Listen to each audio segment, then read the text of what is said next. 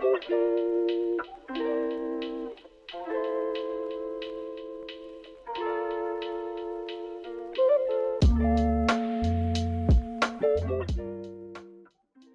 drivers need decent pay.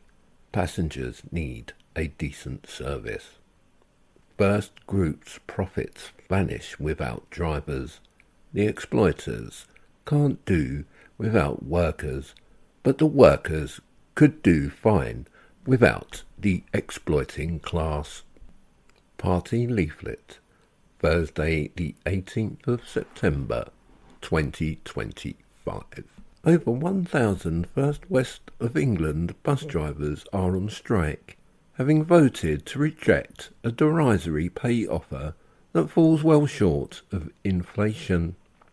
It is clear that both government and employers need to feel the full force of working class solidarity before they realise that their profiteering will grind to a halt if they continue to avoid paying decent wages to hard-working staff. The latest insulting offer says it all. A 2-year deal offering a mere £1 hourly increase until next year, with a further 30 pence an hour increase from April 2026. New starters are being treated even worse. Only 50 pence an hour extra, rising by a pitiful 10 pence per hour next April. All of which perhaps explains how First Group's operating profits reached £204.3 million in 2024, and shareholder dividends increased by 45%. These profits, created by milking drivers and passengers alike, weren't invested into reinstating routes or better wages. They were pocketed by parasitic shareholders who have zero accountability to the hundreds of thousands of workers relying on functional public transport. Crisis rooted in privatisation. Bristol's bus crisis didn't begin with this strike. It's the result of decades of privatisation and profiteering. Before 1986, buses were either state-run or under local control. The network was extensive, services were frequent, and fares were far lower. Back then, we were told that competition would improve service and reduce fares. Instead, we got bus wars, as companies used underhand tactics to drive out competition. When the chaos subsided, 5 companies were in control of 70% of Britain's buses, delivering subpar services at extortionate prices. First Group now runs most of Bristol's buses, cherry-picking profitable routes and abandoning loss-making ones and the communities they serve. Meanwhile, Bristol is one of Britain's most polluted cities, pollution that would reduce drastically if buses were reliable enough to allow people to get out of their cars. This isn't market failure, it's exactly how capitalism works, putting the squeeze on drivers. In their drive for profit, the bus companies have pushed longer hours, more intensive days and lower pay onto drivers while jacking up fares for their passengers. But driving a bus is a difficult and responsible job. It takes skill and concentration. It shouldn't be done by stressed out and overtired workers.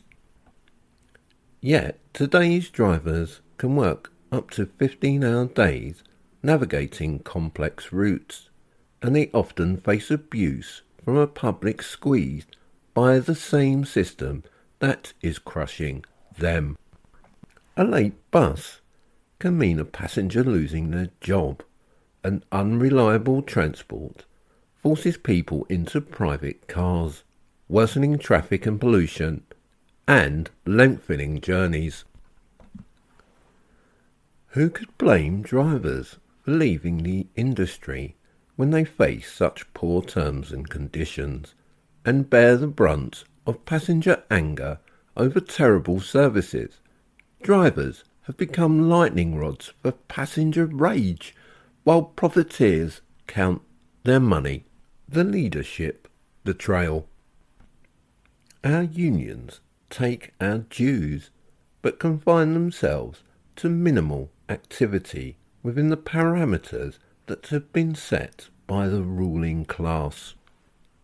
Their primary loyalty is not to their members, but to the imperialist Labour Party and its electoral fortunes, and to the monopoly capitalist system that Labour serves.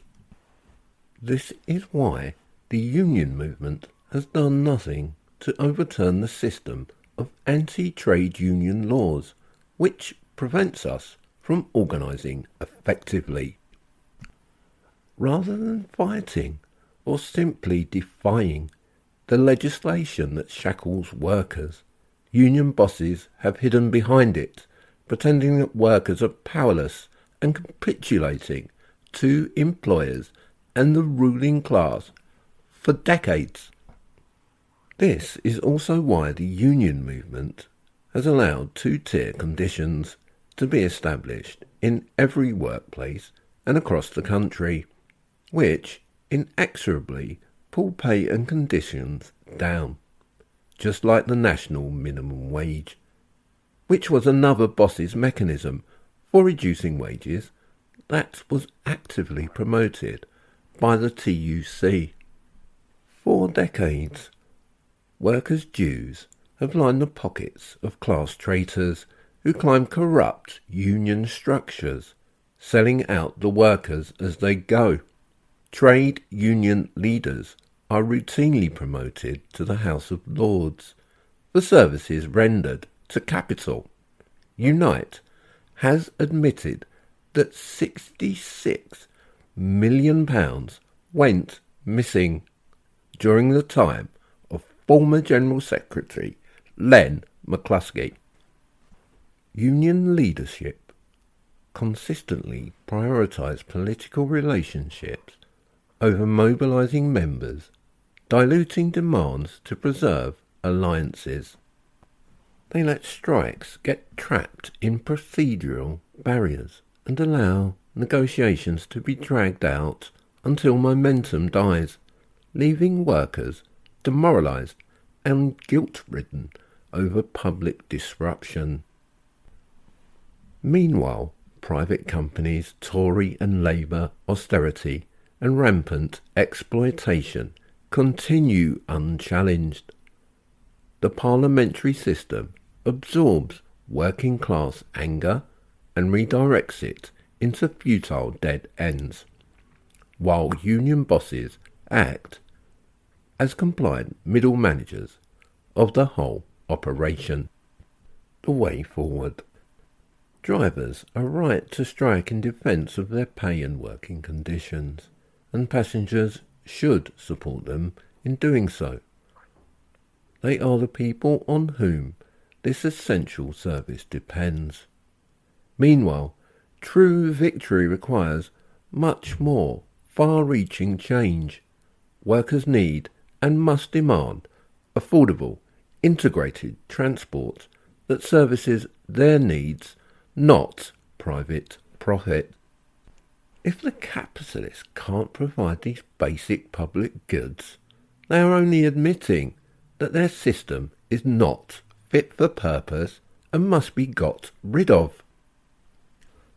Workers do not have to accept a life of constant instability and insecurity, of never-ending stress and social breakdown.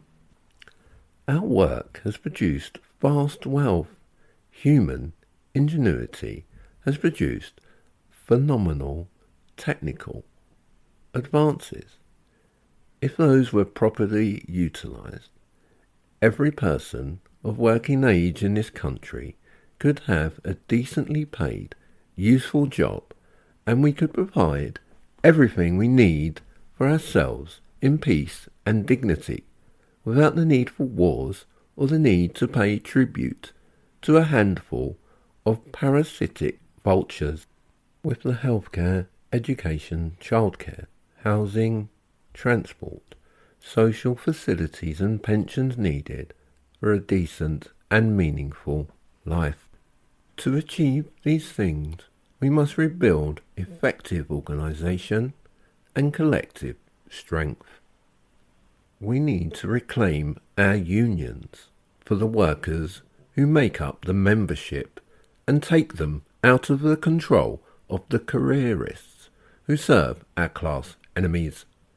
We need to organise a mass movement to reverse austerity and begin to use our power in the interests of our class.